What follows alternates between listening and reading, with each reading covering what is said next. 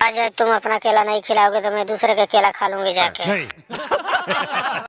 Madam मेरा केला मत खाओ, मेरा केला बहुत मोटा है, बैगन से भी ज्यादा मोटा है, तुम्हारा गांड फट जाएगी। छोड़ दो मुझको, जाने दे साली। नहीं खिलाना तेरे बीबी को अपना मोटा केला, मुझे छोड़ देना, तेरे गांड में गोली मार दूंगा। आज सिर्फ मेरे को केला खिलाएगा, तेरे बीबी का नहीं। क्या तेरा केला काम नहीं करता है क्या चूतिया?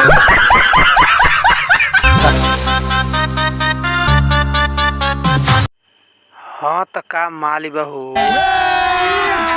अभी मजा आएगा ना। ऐसे न संगे हमरा कोई लुकुआर, नाश्ता कराई के सुतवलु दुआर।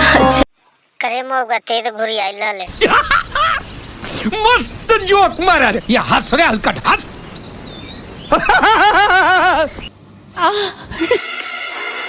चुप कर बे कुत्ते।